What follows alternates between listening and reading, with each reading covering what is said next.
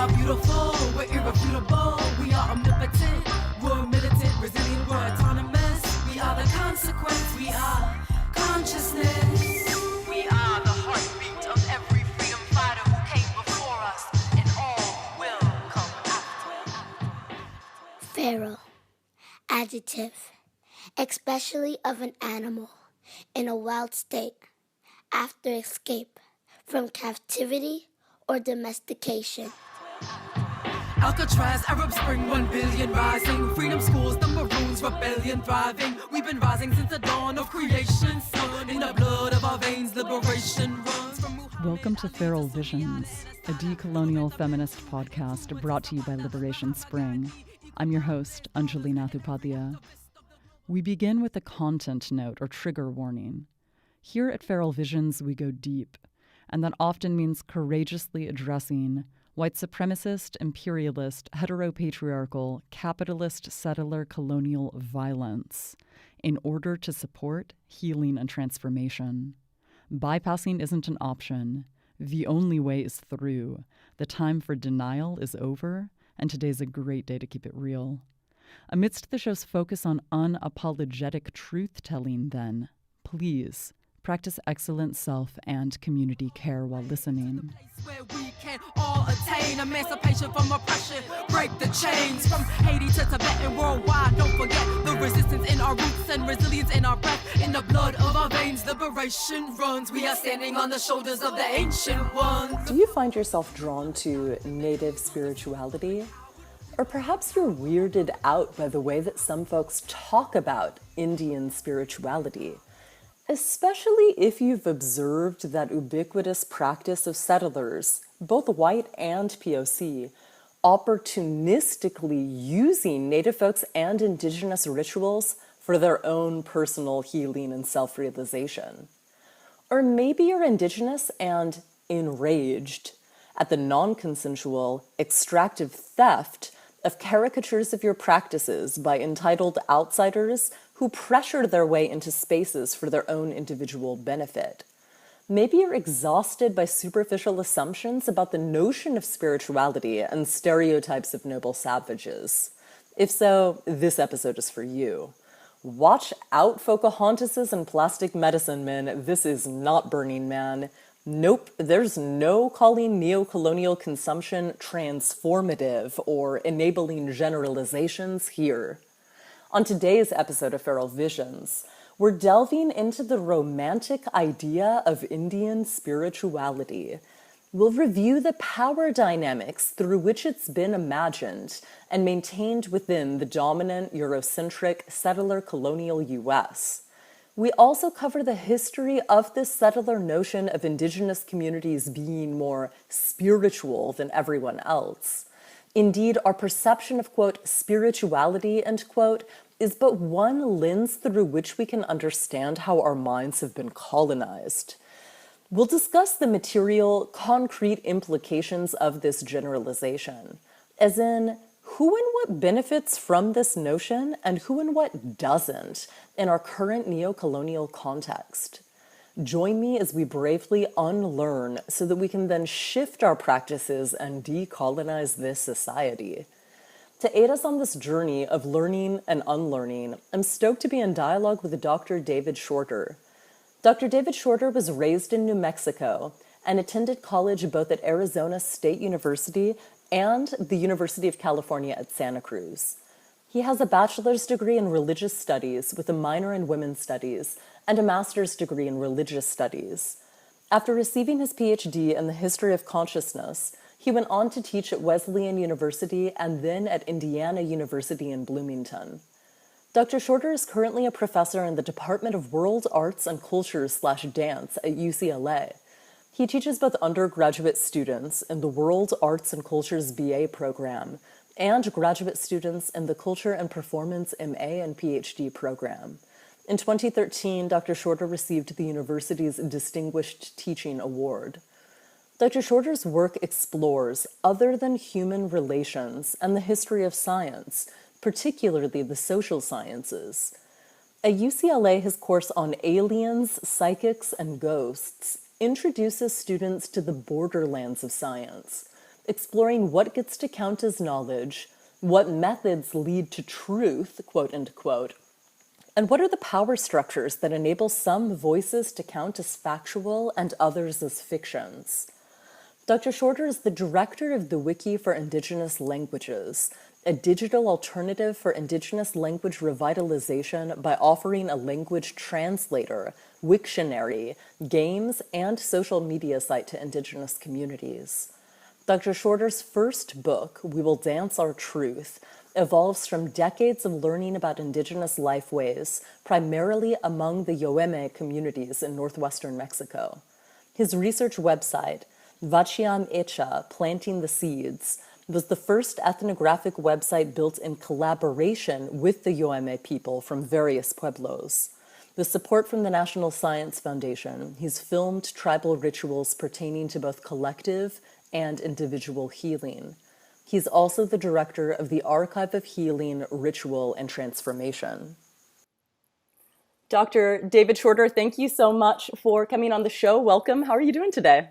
I'm doing great. Thank you very much for having me. I'm excited to hear the show. Well, I first off just want to begin by sincerely thanking you for your scholarship and for the first and foremost attention to ethics that you so clearly centralize within the work that you do, particularly as an anthropologist. So I just want to name that first and foremost because, of course, in that field, alas, that's not always been normative. So thank you very much for the work that you do and how you do the work that you do. I very much appreciate you saying that. I understand the intention behind it, and it means a lot that you would start the program with that. For clarification, I have no training in anthropology and have never worked for an anthropology program, but of course I'm engaged in the practice of anthropology simply by doing field work with a Native community. So yeah, thank you for saying that. Absolutely. And of all of your work, one piece in particular that I would love to get started dialoguing around today is this piece in Frequencies titled Indian. I would love to hear a little bit about what inspired you to write that piece, please. Sure. I felt after doing years of research with Native people and wanting to create a profession for myself as an academic, that I was always inside these social settings where people would ask me, what do you do? What do you work on? And you'd say, oh, I work with a Native tribe, or I work with a Native tribe in Mexico, or I collaborate with Native people. And the range of responses ended up falling into a general large category, which is that the listener would connect on the level of spirituality. They would almost always go to this level of, oh, Indians, I just think they've got such a great connection to the metaphysical world. Or they would say things like, oh, I have an ancestor who had ghosts of Indians appear to her. Like it just somehow went into this weird context in which I rarely ever had anyone say, oh, I fight for Native struggles. Like it never went to a political, actual, actionable item that someone could do. It almost went to this ephemeral level. And because I'm so concerned in writing about grammar that helps us be activists rather than passive viewers or listeners, I started thinking that something needed to be addressed in my own scholarship about this context. Because in fact, having a couple degrees in religious studies enabled me to see that there was a history there. There was a history of talking about Native peoples in ways that accentuate their religiosity or their, for a term that I'm critical of later in my scholarship, spirituality. And that actually worked against Native rights and politics. And so I started doing some research then on, well, what has been the effect of talking about Native peoples only within the spiritual context? And just as I sort of feared, it has not worked out for their political benefit. Can you elaborate on that critique of the way that folks wield this concept of spirituality, please? It seems so deeply entangled within everything that you're talking about.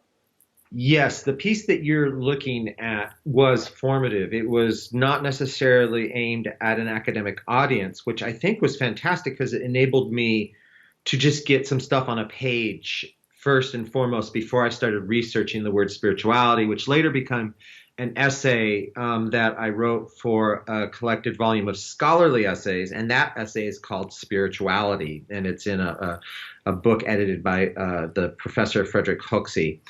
To go back to that piece that you're asking about, what I was seeing was that non-native people have actually been taught to think of native people as primarily spiritual because of some interrelated histories. One is that when explorers and conquistadors and slave raiders were traveling around the world throughout the 16th and 17th centuries, they oftentimes were meeting people who had actually, in practice, relations with other than human persons. So this made the writing of the piece very difficult because at its base, I actually think what was going on here historically was a recognition that Native people were living their lives in ways that were not orientated towards simply positivist, materialist, capitalist modes of relating. So there's this great truth there at the core there.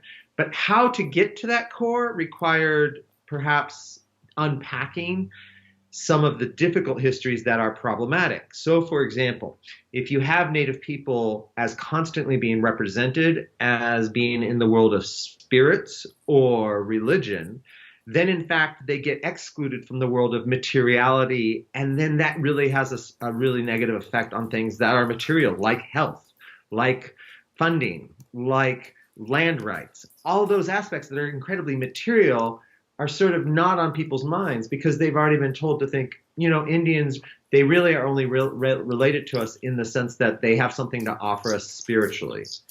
This has a lot to do with romanticism, to be honest with you. It has to do with this white fantasy that Native people are either above us on some horizontal plane because they're closer to nature, or they're closer to God because they aren't corrupted by capitalism. That's a false representation because it then puts Indians on this plane that somehow they have the corner on the answers to the universe, when in fact, I don't think any religious worldview necessarily has that. I think there's a lot to gain, don't get me wrong, by adopting indigenous ways of understanding environmental relations and non-hierarchical reciprocal relations. But the history of perhaps poets, writers, even musicians thinking of Indians as having the spiritual answers for white people, that's actually just serves white people. That just makes white people feel like they should adopt or appropriate Native ways of being. Right. Thank you for that exploration. Something that is such a clear example to me of some of what you're speaking to is actually to euphemize hard, really unfortunate experience that many of us had out at Standing Rock last year, which was seeing predominantly white settlers, but even to name names, POC settlers as well, getting to the resistance camps and legitimately, within hours, going up to some random older person that they might presume to have been an elder and be like, okay, so I'm ready for my feather and or Indian name and or can I score some peyote? Literally as if, right, their engagement in that space and in that moment was about their own personal self-actualization or self-realization. And just the levels of injustice, of disrespect that need to be unpacked there in an example such as that aren't readily apparent to so many people in the United States right now, right? And there's a lot of POC self-critique, without a doubt, that's waiting for us to engage. And I feel like what you've tapped into with that one example, anyone who's taught Native studies in a classroom setting has experienced this before, where well-intended, progressive-minded individuals are excited to engage in Native worldviews, but then that Native worldview or positionality becomes some sort of salve for their own personal history. And that becomes really problematic because then what you have is, once again, the Native community or Native people being asked to do the work or the labor for someone else's issues, perhaps even settler issues. And that becomes really complex in the classroom. The fact that that was happening at Standing Rock happened, I think, instantaneously. I saw people who were heading there and within a day using it as a sort of social media opportunity for them to position themselves as being an ally. And I think that that serves a purpose that can have some traction politically. but it also serves a very personal purpose to say, look at where I'm at, and now look at how I'm gaining from this experience. I think the gain for something like that is incredibly political. I'm not saying that there's not immaterial or perhaps metaphysical benefits in one's journey to, put your life on the line like that, on the front line of a social activist cause. On the other hand, just as you say, there have been scholars who have written in previous decades that if you want to have some sort of participation in Native ceremony, the very first thing you need to do is get engaged in Native politics. And I think that's a well-meaning thesis. But unfortunately, it then gets adopted like, okay, I've done that now. How can I be a part of the religious community? And that's obviously going to be something that takes a lot more time. Precisely. And opportunistic, right? I mean, were you Exactly. only participating because you were hoping to be able to get in on something after the fact, or what's really going on here, right? Exactly. Without a doubt. Without a doubt. So you talk about in that essay this spirit-matter dichotomy or binary or polarity and how it relates to depictions of Native peoples, especially in settler contexts and settler texts. And I know that that concept might be unfamiliar to some listeners. So can you elaborate on that, please? Sure. Well, I mean, we could go really far back to something like the debates between Descartes and the church, which had sort of divvied up that the world was understandable in ways that can be what we would now call positivist or materialist, which means there's an object there that can be understood, and that object can be sensed by your five senses.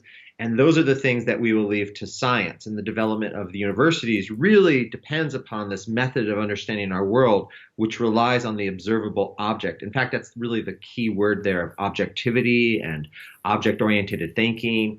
It also leads to things like objectification, which turns non-things into things like the environment or meteorological events or human-animal relations. Those all become things within that lens of constantly looking for the object. And that was made possible over several hundreds of years, but we're still very much living inside that world. So that when I ask undergraduates and graduate students if they can remain conscious of the university experience as one that changes their value system, what I mean is, can they avoid objectivating everything they see while learning the scientific method or being inside higher education?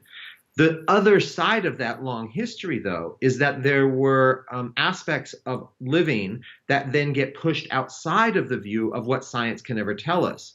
And those non-things, we might say, were then called sort of religion or spirit or ephemerality.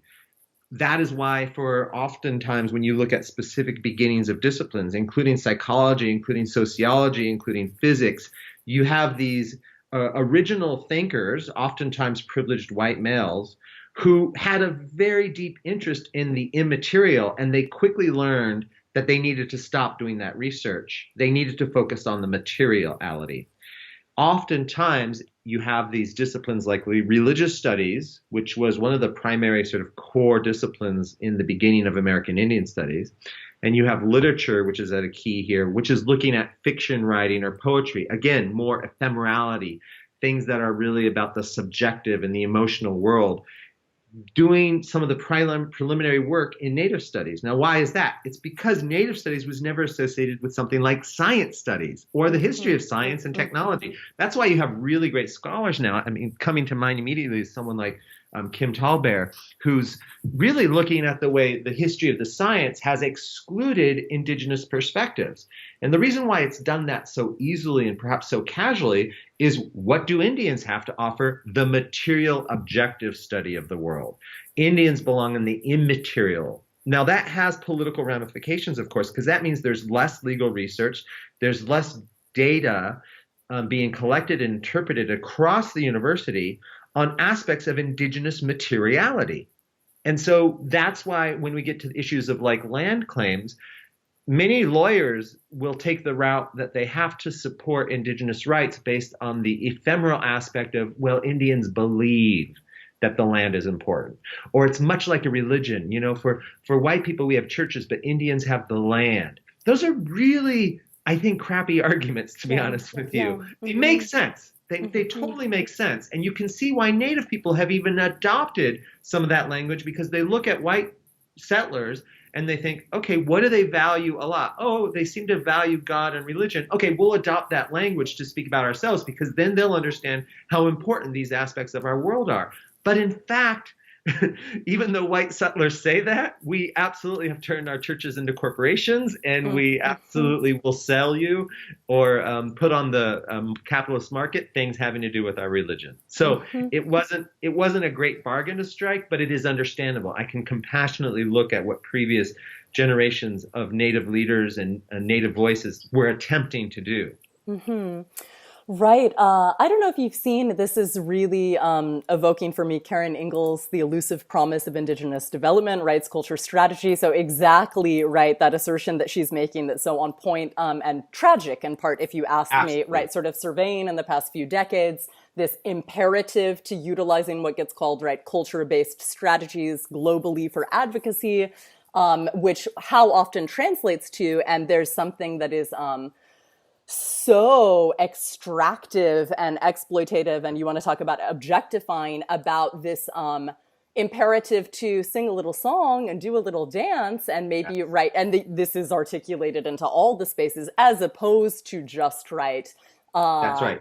Advocating for and or decolonizing, right, using all of the other means. So then there's this sort of after effect of that that you see play out with value judgments against, right, moves towards decolonization that do not, right, utilize those same kinds of strategies. Exactly. Yeah. Exactly. Yeah. And also, I think that it puts people like myself who do not identify as Indigenous in a very difficult situation, because Ingalls' work is incredibly prescient and salient for this conversation. And I'm glad you raised it. There are really some fantastic Native scholars doing this work, and Native and Indigenous women, I would say. I just want to sort of highlight that I'm one of many voices. And in fact, I probably shouldn't even be highlighted as one of the primary ones. It's just that my training in religious studies and my critiques of objectivity, which were such a base of my research that led to my book on We Will Dance Our Truth with the tribe in Mexico, the Yoeme people, really undergirding most of my research was this notion to not ever be objectivist and to pay attention to the ways that their language and their rituals are asserting a very intersubjective as opposed to materialist ways of moving in the world. The result of that research has then led me to then, I think put myself in a position that needs to be forthright communicated about, which is that as a non-Indigenous person, what my work can be seen as doing is critiquing Indigenous positions that have been laid out based on that immaterial aspect of, well, our land is sacred, and there's such a thing as sacred geography, and there are ways of being that are holy, and land is like God to us. Actually, these are all really dangerous and problematic adoptions of Judeo-Christian hierarchy. And as a non-Indigenous person, I never want to be perceived as someone who's critiquing an Indigenous perspective. On the other hand, to do really critical scholarship means asking how various generations have been put in a position to utilize certain languages just so that they could have some traction. Anna Singh, a professor at UC Santa Cruz, called these genre conventions, which is that Indigenous people have needed to learn ways of speaking that built them an audience. And they had to do this, quite frankly, in response to things like the United Nations Working Group for Indigenous People, which realized that they got traction on an international level if they adopted the language of sort of things like human rights. Which is itself very human-centric. And at this point, we're now asking what's beyond that in scholarship. So I guess I just wanted to pause for a moment and say, as a non-Indigenous person, I don't want to be perceived as willy-nilly critiquing what Native leaders or voices are doing. On the other hand, I do want to raise the specter of internal colonization, which is that tribes have attempted to speak to a patriarchal government condition through settler colonialism, and in the mode of doing so have sometimes replicated that patriarchy, that nepotism, that very hierarchical notion of non-representative government and non-equality that takes place inside, for example, the U.S. political system. And because of that, I think we have to ask, how have tribal governments themselves perhaps been put in a position that now we can deconstruct those and ask whether those are really serving the people. And this is only one of, there are many things that we could then go down a tangent for, like, gay marriage and stuff like that. But I think at this point, instead of going down those, LGBT right questions within tribes, let's just stay on the one about spirit and matter. They have adopted the language of sacred geography. They have adopted the language of holy and worship and sometimes these terms from religion, which exclude the material reality of what I was seeing in tribal context. So I would go to, for example, I spent several summers with a great friend going up once in a while to the Diné Reservation, the Navajo Reservation, and I would hang out a lot with her father. And he would teach me really simple things I would never write about. This was on a personal level. How to pick sage, or how to greet the sun, how to find yourself inside a place among the trees, and open yourself up to learning a language that's not a human language. I mean, really amazing opportunities that I've had in my life. Thank you to the Yazzie family. But one of the things that really became clear there is that these are all very material. They're about paying attention to the direction the plant is growing, the shade of the bark on the tree. These are not immaterial spiritual things that take place. They require you to be participating in your environment. Care for animals, care for plants. These are not immaterial things. These are things you need to do with your body. You actually need to put them in practice. And I was starting to recognize, as a person who at the time was in religious studies, that the word spiritual wasn't really the right word for these activities. And I tell a story inside that piece that you referred to at the beginning called Indian, where my advisor, who's now passed on with respect to him, Professor Ken Morrison, he was really working on the main Indian land claim case back in the 70s. And he was working with lots of people up there. But there was a Passamaquoddy woman who explained to him why they really needed to fight the state on this issue so they could get back this particular mountain. And he was trying to compile and take notes from her and say, well, why is this mountain important? And she was saying, well, this mountain is the only place we can do this one ceremony. The ceremony is not allowed in other places. It has to take place at the base of this mountain on the eastern side. And it's through that ceremony that we find our names for our children, through that ceremony. And if we can't do that ceremony on the base of that mountain because we've lost, rights to be on that space, then how are we going to name our children? And she had throughout the entire time been saying that the argument needed to be one based on spirituality. And I think he woke up and reminded her, these aren't spiritual things. These are really practical. These are the naming of your children. These are dances that are performed in a specific geographic location. And all of that gets clouded by the word spiritual. Because if you talk to people who are perhaps Judeo-Christian or even evangelical about their spiritual life, they won't talk about their income. They won't talk about necessarily, the food they put on the table or things like health. I think this is where I go with my article. If we don't pay attention to Indian materiality or indigenous materiality, then we lose sight of actual lives, the way that indigenous people lost more life in some of the wars, like the Korean and the Vietnam War, than other minority groups. If we don't talk about materiality, we sometimes lose sight that indigenous people are suffering from diabetes more than any other minority group in the world as well. That's a very material, health-related thing. If we don't talk about materiality, then we're not talking about Indian land claims. And so it enables, in some ways, feeds someone saying, oh, Indians, I love Santa Fe and Sedona, and I go there all the time to be inside those vortexes or whatever they are. And I sort of play with this in that article, where I sort of have found myself responding, yeah, what are you doing for the Native people where you live right now? Like, how are you helping missing Indigenous women get found and bringing political attention to that? Because that's pertinent and material. I'm not saying it doesn't have a metaphysical or non-material component in the world, but let's just for a moment realign what the priorities are for actual indigenous people right now. It's not your adoption or appropriation of their spirituality. It's your building an ally relationship for their materiality. And I I think one precedes the other when it comes to issues of cross-cultural engagement. Absolutely. Yeah. Thank you for clarifying that. I also have, particularly in teaching in various parts of California, including the Bay Oh, Area, quite recently. oh my gosh. Yes. In that Right. area, without. Sure.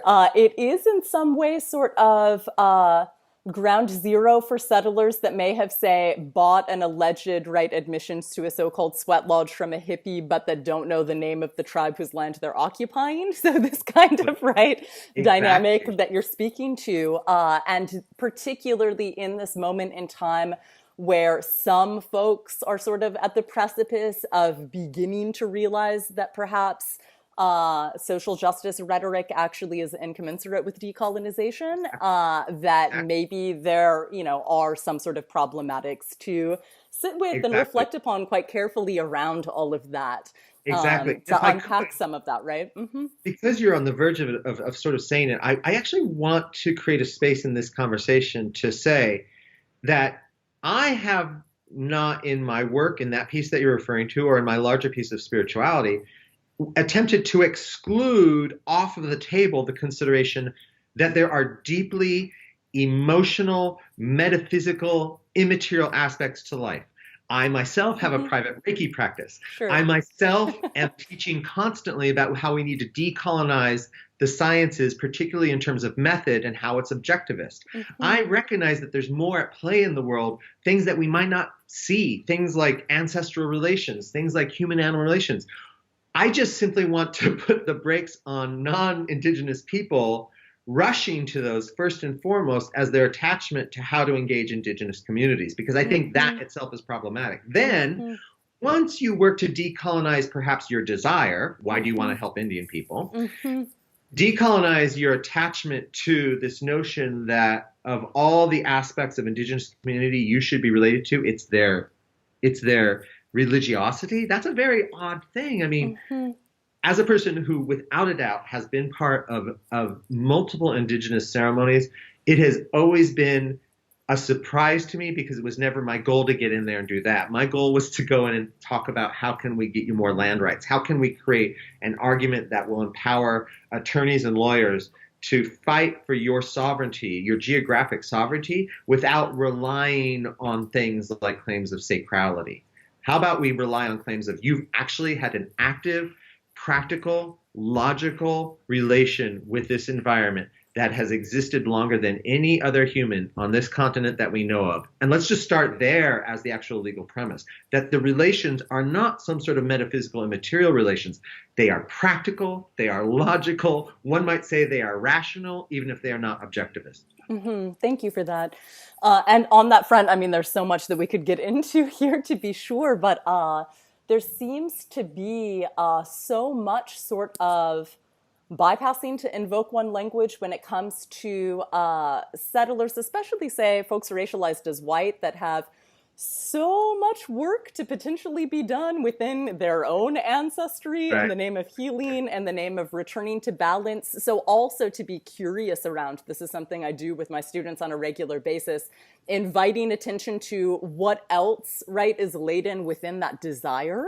And just naming also how socially constructed these desires are. So what are all of the other possibilities that are being foreclosed if you have this sort of rapacious yearning in someone else's community to get in on something, potentially, to name it, non-consensually, that you weren't invited into to begin with, at the expense of very real work, especially for white folks, but for all settlers, to check in around what needs resolving or attending to ancestrally, always already, Say that idea of, attending to what's already present regardless of or prior to interjecting any of these additional variables into the equation, so to speak, that can just, be so fraught with so many other power dynamics as well, when it's like, I'm sure there could be plenty of dismantling of white supremacy to be done if only you were to, instead of engage in this sort of Pocahontas, pretendian, plastic medicine man exotification, quite often eroticizing as well, getting clear about, again, hang on, back to basics. Why are you, getting to the root of what the sort of facets of that socially constructed desire are to begin with. Without a doubt. So what you're doing there, which I think is really great, I hope you're doing this with the classes that you teach and the people that you're engaged with, is that you're helping understand that there's this thing called this motivation and this attraction. And that's the stuff that I want to say, perhaps that exists. I don't know how if there are people in the world who have native ancestors talking to them from the other side. That's all fine and dandy. I'm not saying that doesn't exist. Sure. I'm not saying, for all I know, and I've told Kim Tallbear this, I think if that world exists, our ancestors are probably laughing at how much we put on race and how much we think that's a thing. On the other hand, one can feel that energy, that compulsion, that motivation without losing sight of the fact that you're actually in a specific historic context right now. Mm-hmm. So because of that, I mean, there's a lot of ways that this plays out. If I can just be biographical, I started my path to do Native studies in 1992. At the time, you would have to search pretty hard to find the one Native person on campus. Maybe there might be two, and they might not be in your discipline or your sort of field of study. In that time, since 1992 to 2017, there has been the creation of the Native American Indigenous Studies Association. There are literally professional organizations and journals. I can look across my campus and see over half a dozen, I think maybe even 14 or 18 Native faculty members teaching in a wide variety of disciplines. So for me, I had always thought this is a really great profession that is doing really important work. And then as I got more up the ladder, I've recognized it was politically more important for me to pull back my taking of a voice, because there started to be Native voices around me who could do that work and who were doing it pretty well, to the point that I was thinking, you know what? This is the person who they need to talk to. This is the person who should be a guest lecturer. And the result of that is that doesn't mean I have less motivation for Native studies. It means that I've just stopped reaching for the mic as much. Because that was the thing I started seeing around me that became problematic, was that people who have been allies and working for Native struggles for a long time, at the same time, weren't then letting Native people start being on the front line and the spokespeople for those issues.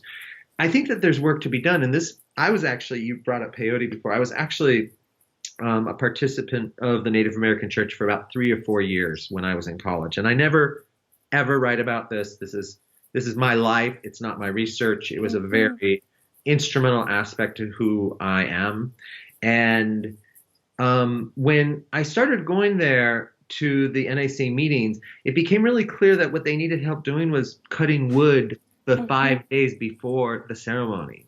And so I started recognizing through this almost teaching me a method of doing how to do research as a non-Indigenous person, that sometimes what needs to be done is the service or the labor aspect, not the in front of the camera work, if that makes any sense. Absolutely. And that's what I was seeing with the XL pipeline and some of the political fights like the Occupy movement. I was seeing people say, oh my gosh, look at me, we're, doing the Native work here. And I'd be like, well, actually, you have work to do, but why don't you let the Native people on camera right now or speak?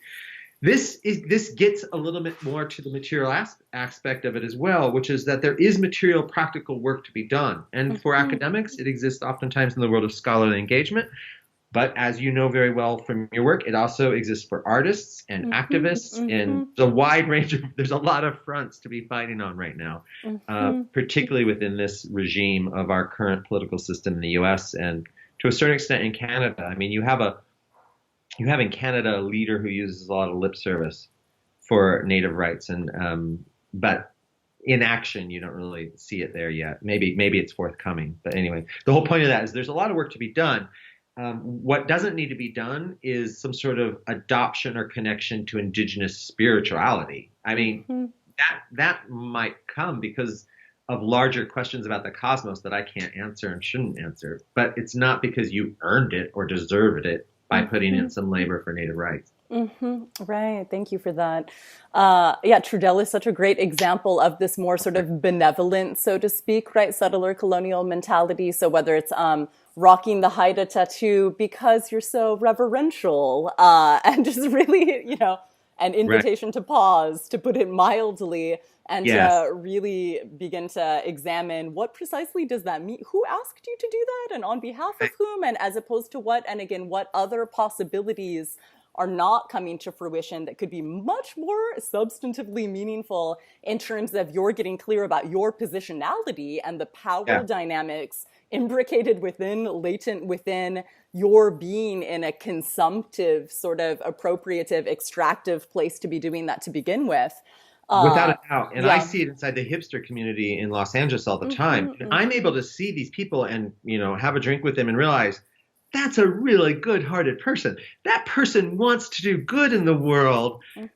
But what they've done is they've adopted some sort of very uneducated symbology to wear on their T-shirts or to purchase in the market economy. And I hate to say it, to even use tattoos. It's a really, present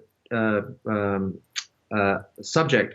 I was very fortunate. I had this radical notion when I was 20 of a tattoo that was based on a Navajo sand painting. And my great friend at the time, Tara Jean Yazzie, who the Navajo family that I mentioned before, she took me to a Navajo elder and said, could you just tell her what your idea was? And I told her what my idea was, and Sita Benali was her name. She said, we need to sort of step back and think about the differences between what you call a symbol and what we call a symbol. Since your language is representative, you represent reality with these words.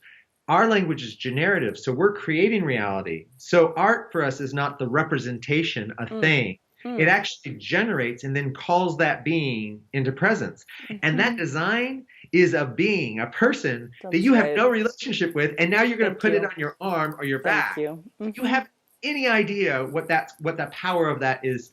And I'm sort of like so lucky to have someone shepherd me to someone who could teach me in a compassionate way.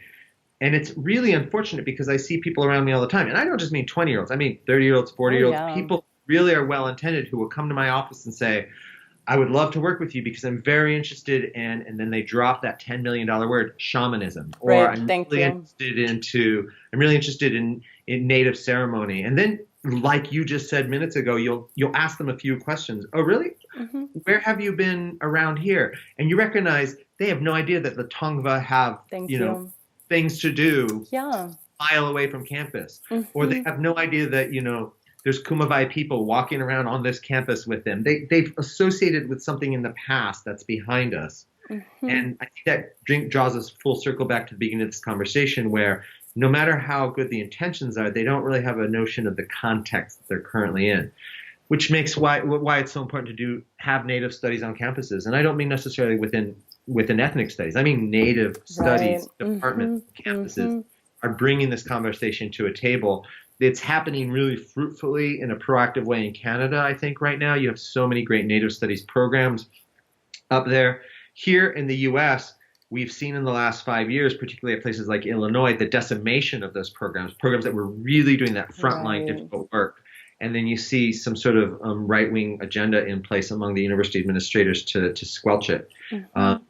So I think that the conversation that you're engendering in this podcast is really important. I don't actually see it often. I don't see a lot of people working in the very difficult, you might want to say the sort of finer frequencies that we're on right now, which is really well-intended people kind of doing problematic work and sometimes Native people themselves falling into, this is all a very complex conversation. Right.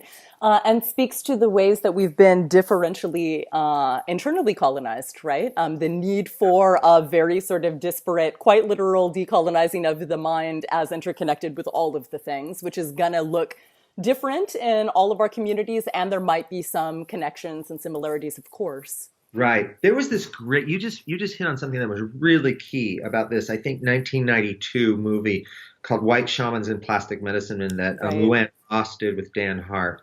It's in some ways dated. It's very, in some ways, polar, like it really positions one voice against another and has a monolithic notion of what, a Native response might be. All of that said, it does it to great effect and essentially taps into this really important thing that you just pointed out, which is that at the base of this, there actually really is a disparity among people to have intersubjective relations. People do have a sense that they're missing something, that objectivism and positivism and capitalism aren't helping. In fact, they might actually be deteriorating our entire, environment that we live in and that we can thrive in as a people. That it's not serving how we raise children. It's not serving how we think of ability/disability and differentiation among our community members. All of that stuff is real. That's a real sense of lack, a real hope that there's something more. And there's also this real ethnographic literature that suggests indigenous communities mostly had ways that operated and worked differently, and perhaps, to use some New Age terms, more harmoniously, or at least more intersubjectively. So there really is this connection that could be made, but it has to be done so carefully, and it has to be done in such a way that it doesn't lead students to immediately then appropriate native ways of thinking or being in the world that are at the expense of the hard work of Native people to conserve those over the generations of colonization. So the one aspect that a lot of non-Native people want from Native people is the part that they were actually punished for. Things like ceremony, things like dance.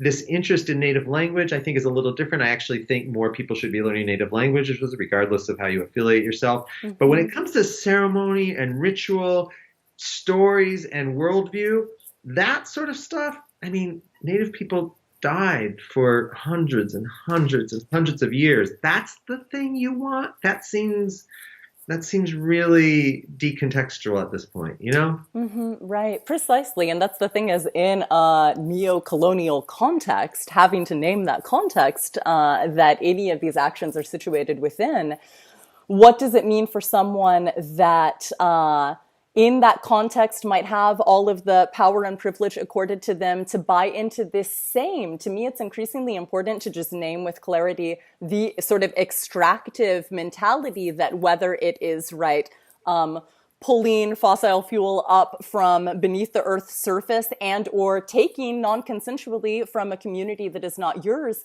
it's that same consumptive, hyper-individualistic mentality that's at the bedrock of U.S. culture, just manifested in different realms. Right. And so checking that, right, and particularly amidst, right, so we're in this neo-colonial context where we each have a sort of slightly differential praxis for what it might mean to really be taking seriously what kind of decolonial praxis we could be engaging in, for folks to be copying out of their ancestral, their place-based, the responsibilities that are always already present within their social location, to be engaging voluntarily in some of these kinds of exchanges.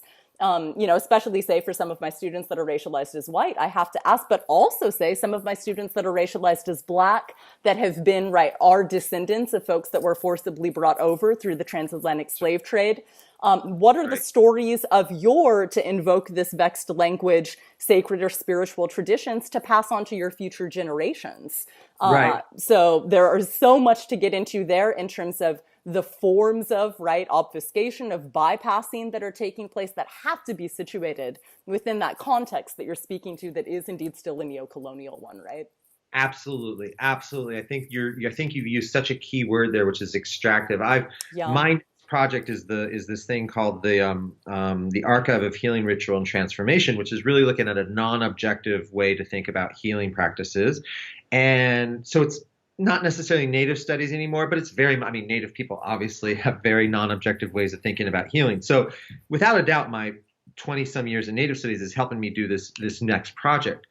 On the other hand, one of the things that is in some ways absolutely similar to Native studies is the thing you just picked up upon, which is extractive. We have a long history of people going out to Native communities, learning their care of plants and use of plants, and then going and getting a patent to turn that exact same approach to a means of amassing wealth for a corporation or for a small group of shareholders, when in fact that knowledge was cared for, protected. Those active intersubjective relations are maintained by perhaps Native people. And I just want to expand it now. That notion of who that affects, if we think that it only affects negatively one group of people, we're missing the big picture here. And this is where I think that you and I are in this conversation unpacking multiple levels.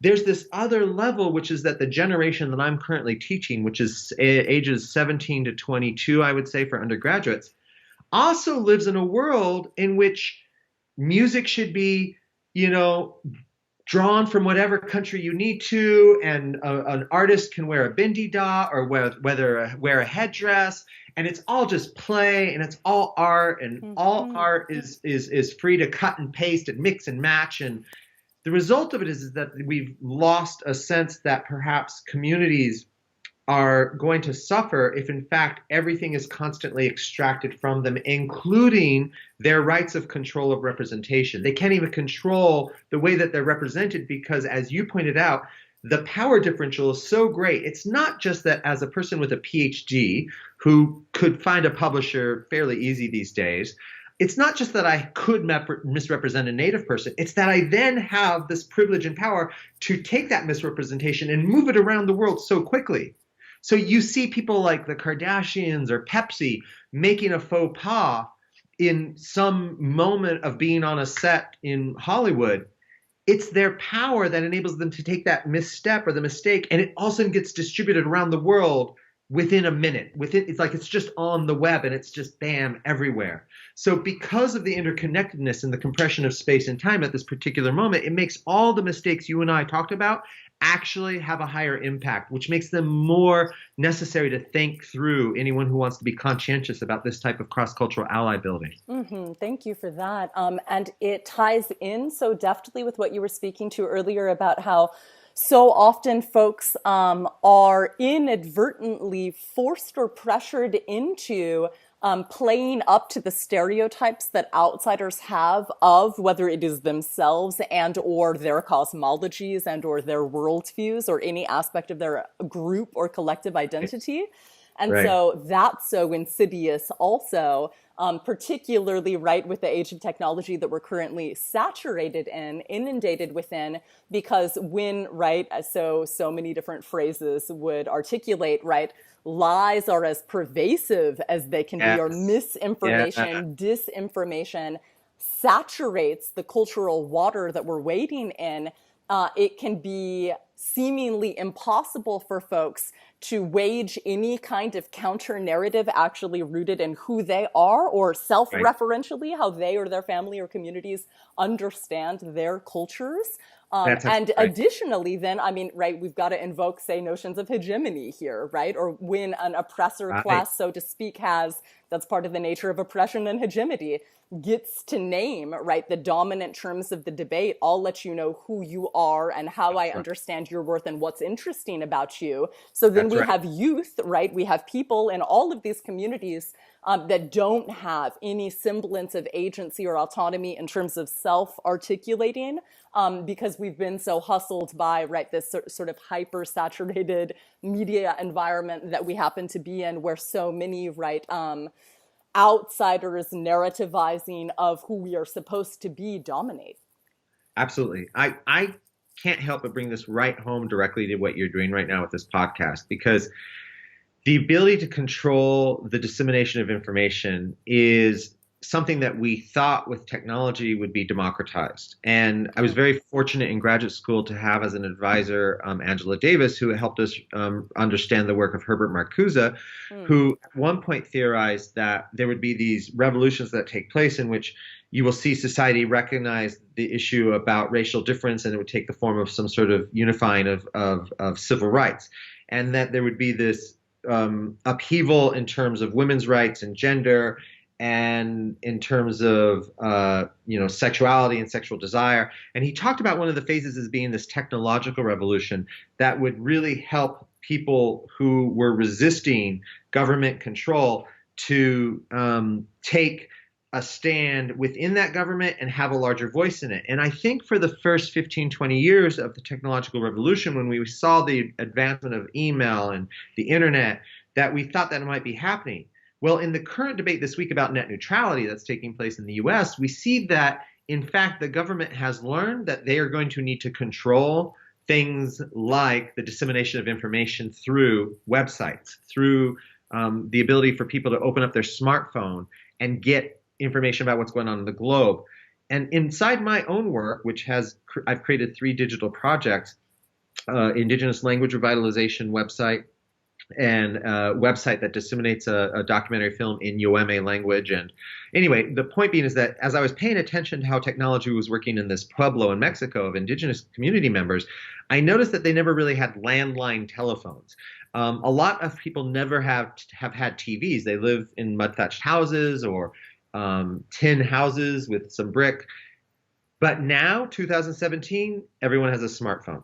And that smartphone gets them connected to the internet instantaneously, cheaper than it was ever to make a phone call, for example, to the United States, which means that they can access things like your podcast. Like what you're doing in a podcast helps have this conversation. Just two people throwing ideas back can be a fertile ground, like a garden, in which if maybe a seed lands or a seed lands over here, or a seed, it doesn't even matter what we're planting. If some of these seeds land and they help nourish a conversation that can take place among people who are actually interested in advancing the conversation, people who want to be allies, then you've done a really good job as a gardener. You know, you've done your work for the day by going out there and simply having this podcast. So just as you started by thanking me, I really want to just throw it back right at you and say, this conversation has been incredibly energizing for me, but it's also a really sign of the small steps that can make a big impact. And I think you just having this conversation, this podcast is one of those. Oh, it's so kind of you to say. Thank you for that. Yeah, my mother was a gardener. So actually the Oh, really? tagline of my freedom school is pulling weeds and planting seeds, just like my mama taught me. So that's definitely what we're doing. Well, right. she's proud, I have no doubt. Thank you. Well, you just spoke to 3 of your digital projects. I'd be remiss to not just ask you to describe some of the work that you do with the Yoeme, please. And I would, to the extent that you're down, also love to hear you speak to some of the sort of, to make it plain, corrective nature of some of the work that you're doing. So if you could also sort of situate your sharing some of the work that you do with misrepresentations Sure. formerly of their work, I think that might be really important for our listeners to understand a little bit more about contextually. Sure. I had at the very outset of my training had a notion this is going to be very, very contentious, if not heretical to some of your listeners. But I had a disagreement with Audre Lorde. Go there. Where she says that the tools of the master's house can never take down the house. I have a different opinion, and it's fueled 27 years of work in the academic world, that I was going to use academia to decolonize the university and decolonize the classroom, which, according to Audre Lorde, writing academically was never going to take down academics. But I disagree. So what I was reading when I was reading ethnohistories, which are historical accounts of the past inside Native communities, particularly about colonization, I was noticing that well-meaning, probably liberal progressive historians were using all this categorical language from religious studies and Judeo-Christianity to make sense of indigenous worldviews. And in fact, their method of studying, which is mostly archival and listening to Spanish historians' reports about these contexts, were obviously one-sided and perhaps misguided. The reason why they were doing that is they didn't think that you could have accurate context being given by contemporary Native people about something that happened in the 16th or 17th century. And I disagreed. I thought that Native logic and perception was absolutely still attainable, not only through oral tradition, but through ritual logic. And that what we would have to learn how to do is study performance like you would study writing, try to understand that humans are writing on the land with their body all the time whenever they do ceremony, dance, even pilgrimages. And so I think you can see pretty quickly why it was important for me to break out of an objectivist model, because writing as an object was, to me, one way of knowing. It's useful for things like antibiotics, which I love, and some notions of physics and science. I really think objectivity can be very useful. It's one way of knowing, and it's not necessarily the best, and it's not necessarily the most reliable. So Indigenous people had to strategize in ways that didn't leave a trace, a residue, a thing, because they had saw how corrupt that process could be. Non-Native people would simply take it and ruin it. That's what happened across Mexico and Latin America, is that when the colonizers showed up, they burnt things. They got rid of things, including intersubjective beings that had statue form inside the households, including writing. I mean, it wasn't that Native people didn't write. It's that a lot of that writing didn't survive what happened after the colonizers showed up. Also, when they did write, as I learned in my research, they chose not to write everything because they thought some of the best stuff you don't write down, some of the most important stuff you don't write. So what I did is I attempted to write a straightforward history using archival sources and other scholars for 3 chapters. And then I stopped and said, now let's talk a little bit about this objective focus on writing. What would it mean to disrupt that notion and look at non-written sources? And then I write essentially another 3 chapters looking at that exact same history from a UMA perspective, just by looking at their ritual and their own stories. And the result is that I feel that laid the groundwork for the future work, which is that I had to ask myself, how was the work that I was doing contributing to a way that a UMA person could look at the work and recognize themselves in it? So the very next thing I did is I created a website about my research in UMA, which made me have to really deal with ways of representation and notions of aesthetics and symbol and graphic design and digital publishing, all from an indigenous context, because I wanted UMA people, including UMA kids, to look at this website and be attracted to it because it was the very first time they were going to see their own language on the internet. It was going to be the very first time that they had a role in actually creating that site. And what it led is to so many learning moments for me where I recognized history doesn't happen linear, like a timeline for them. They wanted it to grow upward like a plant. They wanted, the screens to change by flowers blooming, because for them, flowers were this notion of giving and grace and sacrifice, all these things that I'm sort of using English terms for that don't really get at, but it led to fruitful conversations with them. And it slowly over the first 7 years taught me that so much of indigenous worldview and intersubjective relations is built into the literal grammar of the language. So after taking 3 courses, college courses in UMA, I created the Wiki for Indigenous Languages, which is a web-based language revitalization website. It's primarily in UMA. There's a Quechua version in the works, and it's open for any Native community to adopt as a way of keeping their language alive. There are many options up there. I don't want to say mine's the best one by any means. I think that there's multiple ways that one could look at this. Mine's an open source way that I wanted to create something that focused on language because language became really important in my understanding of how Native people can remain conscientious and perhaps embodied in intersubjective relations. I think it's actually linguistically.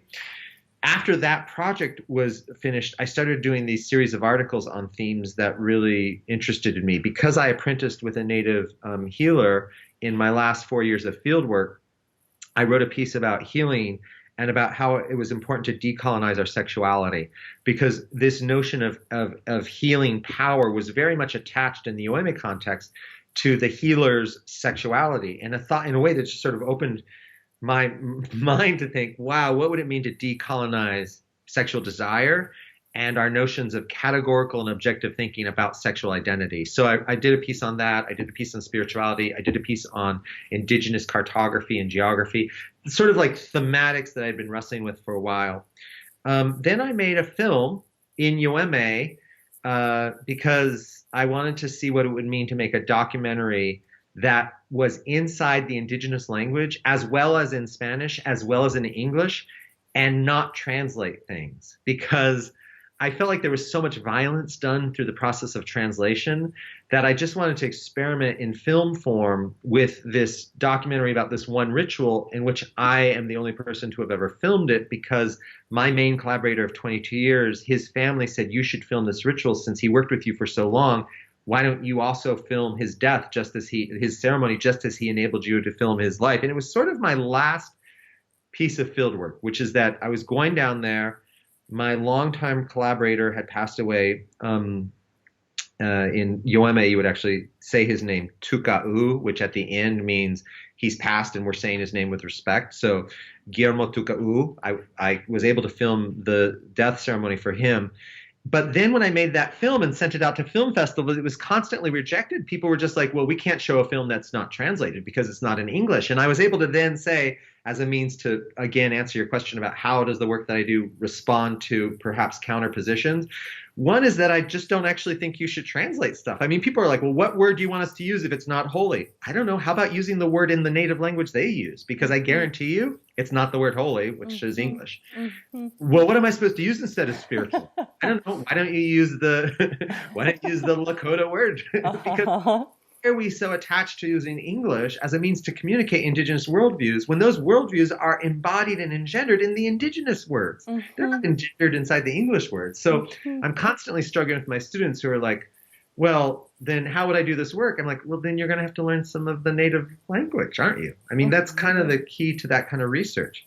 And then something very interesting happened, which I've really wrestled with how I would ever talk about it publicly. And I think that your conversation today with me, particularly the first 20 minutes, is really insightful for this.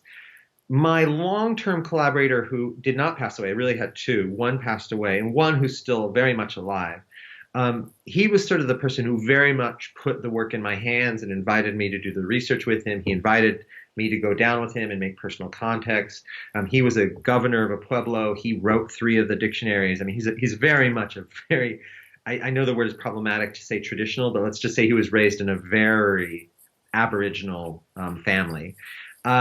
He and I had really been doing this work on Yoame language and on pre-contact, pre-European notions of nature-human relations, or what that concept of nature means.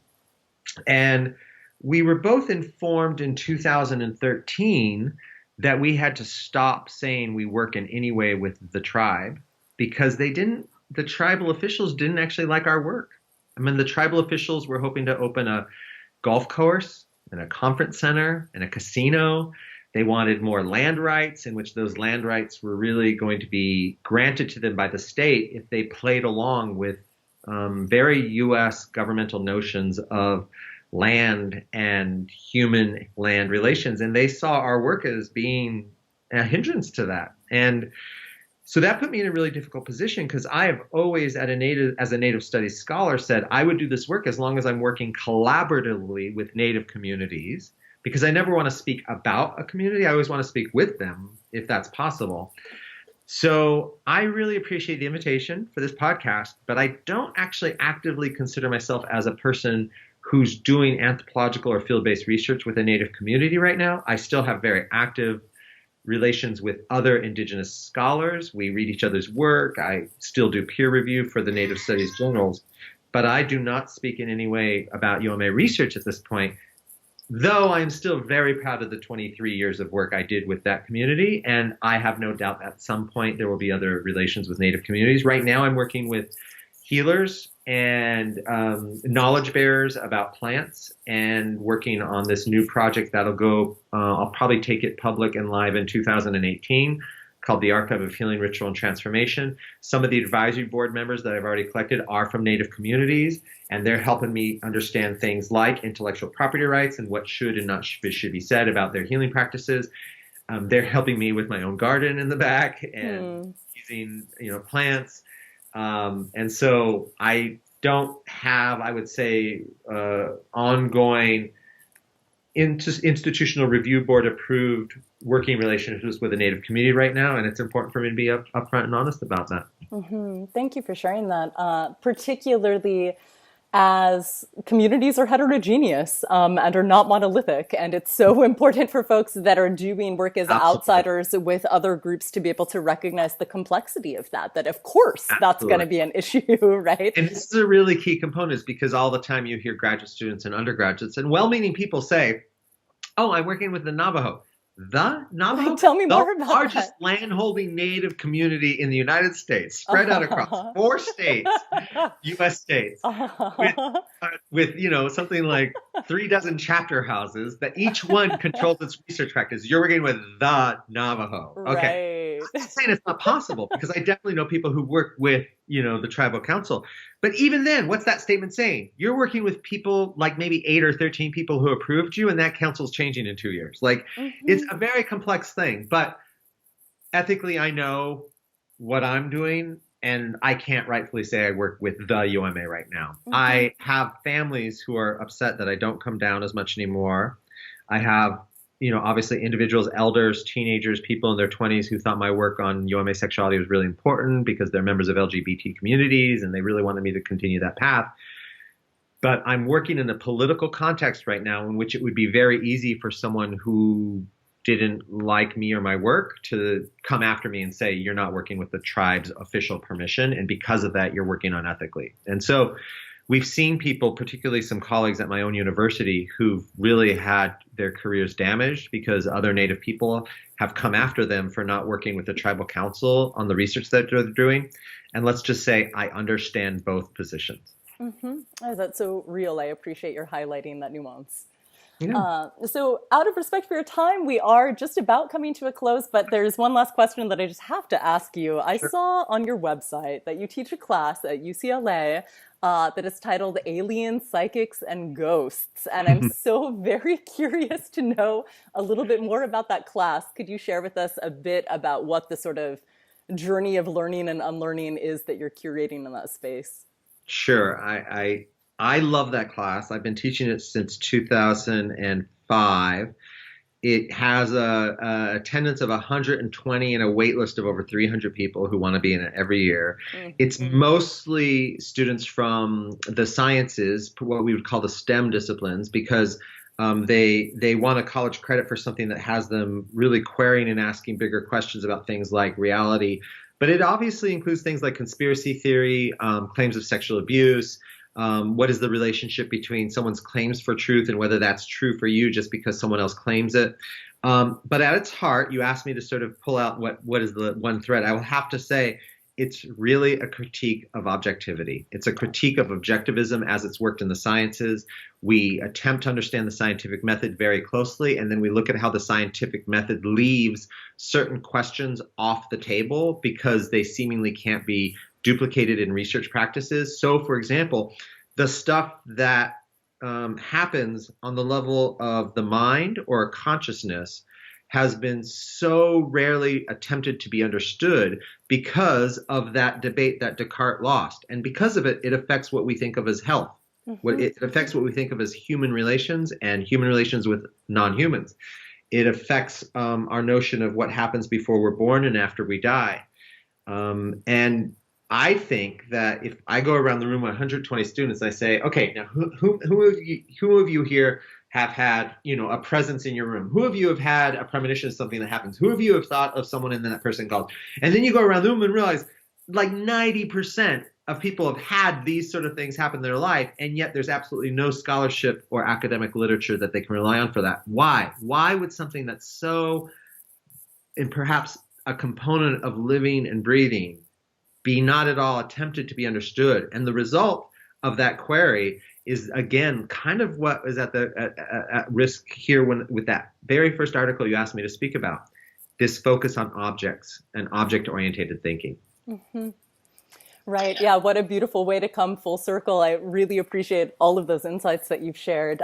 Is there anything else that you would want to share or elaborate upon based upon all of the topics that we've gotten into so far?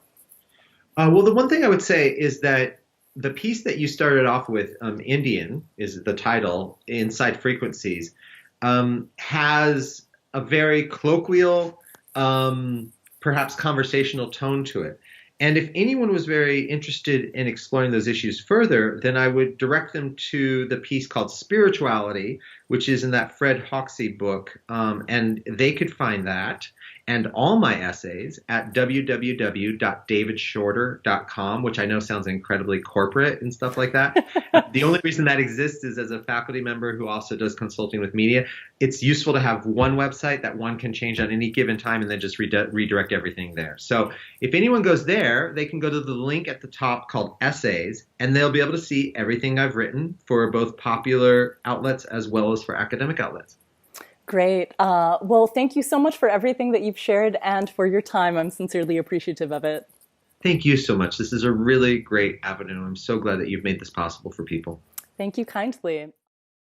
That's all for today's episode of Feral Visions. Now, I know that unlearning that spirit-matter dichotomy may be ambitious for some of you who have bought into it for your whole life. Depending upon the theological context in which you were socialized, that whole sacred, profane polarity may be central to your storytelling about the world. If so, I hope my dialogue with Dr. Shorter offered some cultural vocabulary to begin to work through this colonial binary.